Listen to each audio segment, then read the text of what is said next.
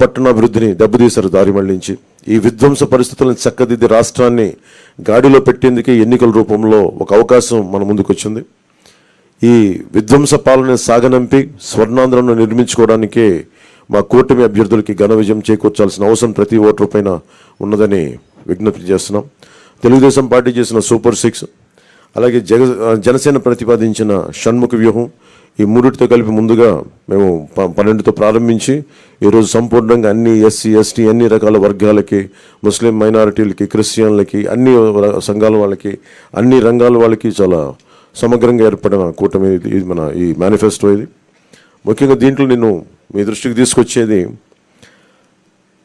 యువతకి 20 లక్షల ఉద్యోగాలు ఈ 5 సంవత్సరాల్లో, అలాగే నెలకి మనకి 3,000 రూపాయలు నిరుద్యోగ భృతి, స్కూల్కి వెళ్ళే ప్రతి విద్యార్థికి ఏడాదికి 15,000 రూపాయలు, ప్రతి రైతుకి ఏటా 20,000 ఆర్థిక సాయం, ప్రతి మహిళకి నెలకి 1,500 రూపాయలు, 19 సంవత్సరాల నుంచి 59 సంవత్సరాల వరకు, ప్రతి ఇంటికి ఏడాదికి ఉచితంగా 3 గ్యాస్ సిలిండర్లు, మహిళలకి ఉచిత బస్సు ప్రయాణం,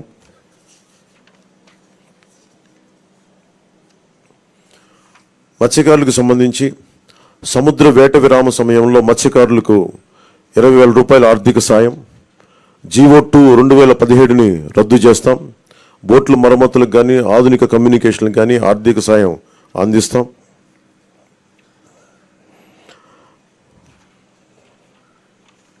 ముఖ్యంగా ఆర్యవైశ్య సంక్షేమానికి, ఆర్యవైశ్య కార్పొరేషన్కి తగు మేరకు నిధులు కేటాయింపు, చిరు వ్యాపారాలకు వడ్డీ లేని రుణాల సౌలభ్యం, స్వేచ్ఛాయుత వాతావరణంలో వ్యాపార నిర్వహణకు పటిష్ట చర్యలు, ముఖ్యంగా కన్యకా పరమేశ్వరి అమ్మవారి ఆత్మార్పణ దినోత్సవాన్ని అధికార కార్యక్రమంగా చేపడతాం.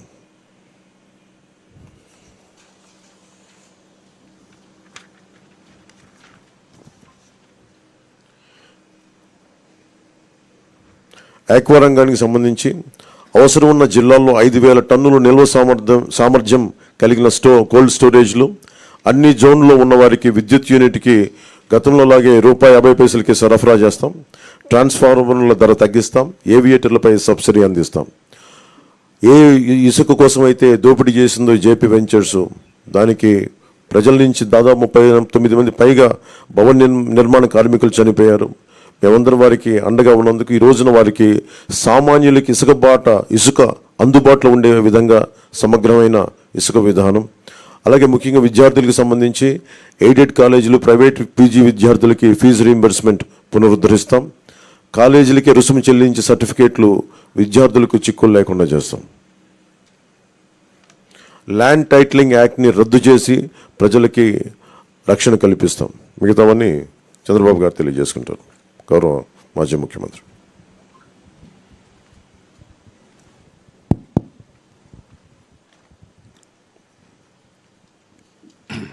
గౌరవనీయులు కొద్దిగా వాళ్ళు గౌరవనీయులు పవన్ కళ్యాణ్ గారు, గౌరవనీయులు సిద్ధార్థరాజ్ సింగ్ గారు, పత్రికా విలేకరులకు అందరికీ నమస్కారాలు. ఇప్పుడే పవన్ కళ్యాణ్ గారు మీకు సూచనగా చెప్పడం జరిగింది. అయితే దీనిపైన చాలా తరో ఎక్సర్సైజ్ చేశాం. ఒక పక్కన తెలుగుదేశం పార్టీ, జనసేన ఇద్దరు కూడా కూర్చొని తరో ఎక్సర్సైజ్ చేసిన తర్వాత బీజేపీ సూచనలు కూడా కొంతవరకు తీసుకొని మేము ముందుకెళ్ళాం. ఎందుకంటే వాళ్ళు అక్కడ ఎన్డీఏ నేషనల్ స్థాయిలో మేనిఫెస్టో ఇచ్చారు, కానీ రాష్ట్ర స్థాయిలో ఎక్కడ కూడా మేనిఫెస్టోతో వాళ్ళు అసోసియేట్ కావడం లేదు. అయితే దీనికి పూర్తి సహకారం అందిస్తారనే ప్రగాఢ విశ్వాసం, అదే మరి నమ్మకం. అందుకే వారు కూడా వ్యక్తిగతంగా వచ్చి ఎండార్స్ చేయడానికి వారు ముందుకు వచ్చారు. కాబట్టి కేంద్ర సహకారం మెండుగా ఉంటుంది, పూర్తిగా ఉంటుంది. అదేవిధంగా ఈ యొక్క మేనిఫెస్టోను అమలు చేసే బాధ్యత జనసేన, తెలుగుదేశం 2 పార్టీలు తీసుకుంటాం. ఇక్కడికి వచ్చినప్పుడు పోయిన సంవత్సరమే మేము సూపర్ 6 తీసుకొచ్చాం. ఈ సూపర్ 6లో 6 మేము ప్రధానంగా పెట్టాం. అందులో కూడా మీరు చూస్తే యువత నిర్వీర్యం అయిపోయింది. నేను ఎన్నోసార్లు అన్ని పబ్లిక్ మీటింగ్ మేము ముగ్గురం కూడా అదే మాట్లాడుతూ వచ్చాం. 3 రాజకీయ పార్టీలు కలిశాం. మా కలయిక ప్రజలు గెలవాలి, రాష్ట్రం నిలదొక్కోవాలి, మళ్ళా ప్రజల జీవితాలకు వెలుగు రావాలి. దీని మీదనే 3 పార్టీలు కూడా ఒక మాటలో చెప్పాలంటే ఒక నేషనల్ పార్టీ, అధికారంలో ఉండే పార్టీ, ఇటీవల ప్రజల్లోకి ఎక్కువ తిరిగిన జనసేన, 40 సంవత్సరాలుగా ఉండే తెలుగుదేశం పార్టీ అందరం కూడా అడ్జస్ట్మెంట్ చేసుకుని ఈ రాష్ట్రాన్ని కాపాడుకోవాలి, మళ్ళీ తెలుగు జాతికి పూర్వ వైభవం రావాలనే ఏకైక ఆకాంక్షతో మేమందరం కలిసి ముందుకు వచ్చాం. అందుకనే సూపర్ 6 మీరు చూసినప్పుడు ఒక 6 పాయింట్లని యువతకు 20 లక్షల ఉద్యోగాలు, 3,000 రూపాయల నిరుద్యోగ భృతి. యువత నిర్వీర్యం అయిపోయింది. మళ్ళీ అలాంటి యువతకి కాన్ఫిడెన్స్ ఇవ్వాల్సిన అవసరం ఉంది ఉద్దేశంతో ఈ కార్యక్రమాన్ని తీసుకున్నాం. అదే మాదిరిగా భవిష్యత్ అంతా కూడా హ్యూమన్ రిసోర్స్ డెవలప్మెంట్ పైన ఆధారపడుతుంది. స్కూల్కి వెళ్ళే ప్రతి ఒక్క విద్యార్థికి 15,000 రూపాయలు తల్లికి వందనం కింద. ఇది కాకుండా ప్రతి ఒక్క మహిళకి 1,500 రూపాయలు నెలకి ఇవ్వడం. దీనివల్ల సంవత్సరానికి 18,000 వస్తుంది. 5 ఏళ్లలో 90,000 రూపాయలు ఈ ఒక్క కార్యక్రమం ద్వారా ప్రతి మహిళకు చేరే పరిస్థితి వస్తుంది. ప్రతి ఇంటికి ఏడాదికి 3 గ్యాస్ సిలిండర్లు. ధరలు పెరిగాయి. నిత్యావసర వస్తువుల ధరలు అయితే ఆకాశాన్నంటే పరిస్థితి వచ్చింది. పేదవాళ్ళు గ్యాస్ కూడా ఉపయోగించే పరిస్థితులు లేరు కాబట్టి దీన్ని ఇవ్వడం జరిగింది. ఉచిత ప్రయాణ సౌకర్యం. దీనివల్ల మొబిలిటీ మహిళల్లో ఎక్కువ ఉంటుంది. ఉద్యోగాలు చేయాలన్నా, వ్యాపారాలు చేయాలన్నా, బయట పోయి రావాలన్నా చాలా సులభంగా ఉంటుంది. అందుకే ఈ కార్యక్రమం తీసుకొచ్చాం. దీనికి తోడుగా షణ్ముగ వ్యూహం ఇది యాడ్ చేశాం.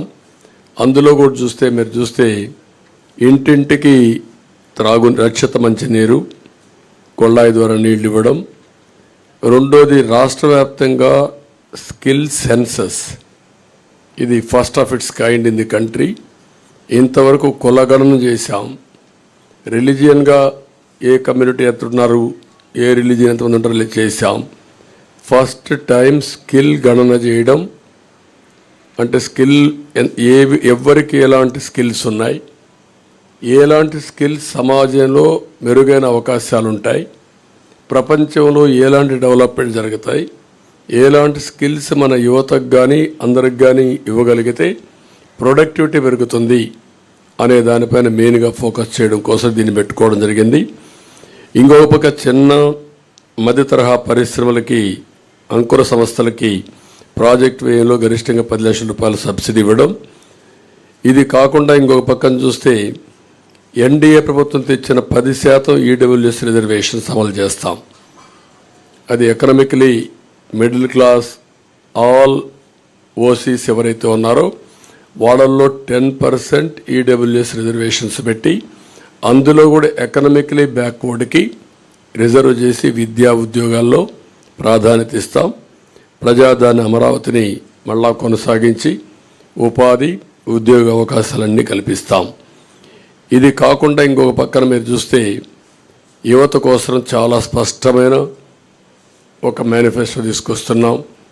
దీంట్లో మీరు చూసినప్పుడు మెగా డిఎస్సి ఫస్ట్ సిగ్నేచర్ కింద పెడతాం. ప్రతి సంవత్సరం జాబ్ క్యాలెండర్ ఉంటుంది. ఉత్తరాంధ్ర, కోస్తా, రాయలసీమ ఉద్యోగ కల్పనకి ఏ అవకాశాలు ఉన్నాయో అన్నీ ఉపయోగించుకుంటాం. ఎంఎస్ఎంఈకి ఎక్కువ ప్రోత్సాహం ఇస్తాం. పరిశ్రమలకు అనుకూలంగా పాలసీలు తీసుకొస్తాం. మళ్ళీ పెద్ద ఎత్తున పెట్టుబడులు తీసుకొచ్చి రాష్ట్రానికి ఉపాధి అవకాశాలు కల్పించే బాధ్యత తీసుకుంటాం. యువత ఎప్పుడు సాలిడ్గా ఫ్యూచరిస్టిక్గా ఉండడం కోసం క్రీడల్ని ప్రోత్సహిస్తాం. డిజిటల్ లైబ్రరీస్ని ఎక్కడికక్కడికి అందుబాటులో తీసుకొచ్చి ఉద్యోగ అవకాశాలే కాకుండా నాలెడ్జ్ అప్గ్రేడ్ చేసుకుంటూ ముందుకెళ్తారు. అదే సమయంలో బీసీ డిక్లరేషను మేము జైహో బీసీ పెట్టాం. బీసీ డిక్లరేషన్ తీసుకున్నాం. 50 సంవత్సరాలకే నెలకు 4,000 రూపాయల పెన్షన్ బీసీలకు ఇస్తాం. బీసీలకు వాళ్ళ రక్షణ కోసం ప్రత్యేకమైన చట్టం ఒకటి తీసుకొస్తాం.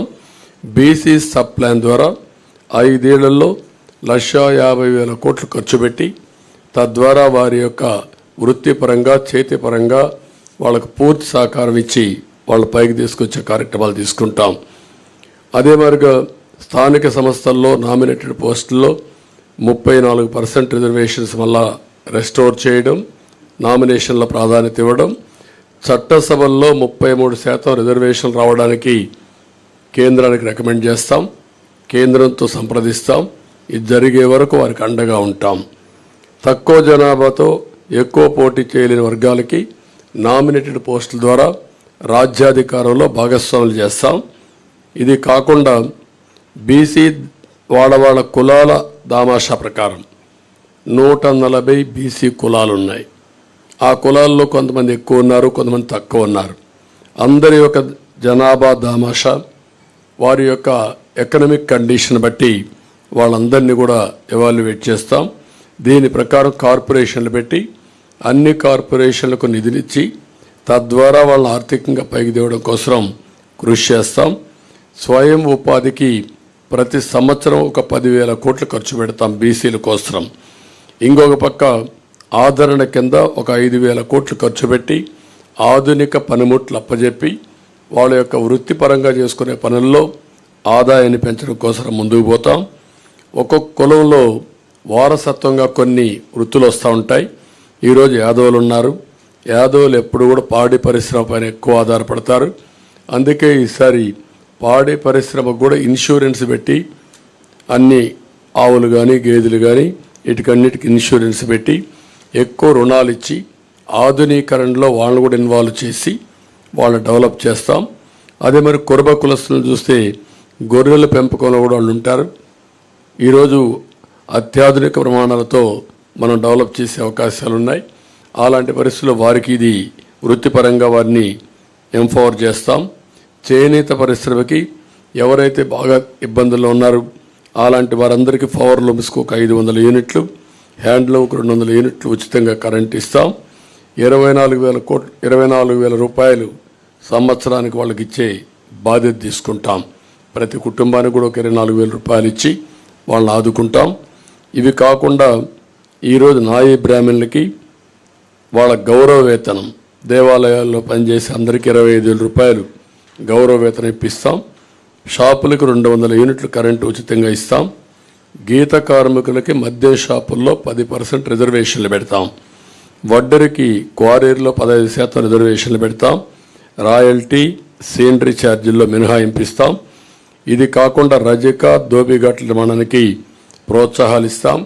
అదే మరి దోబిఘాట్ల కోసం పవర్ కూడా 200 యూనిట్లు ఉచితంగా ఇచ్చి వాళ్ళని ఆదుకుంటాం.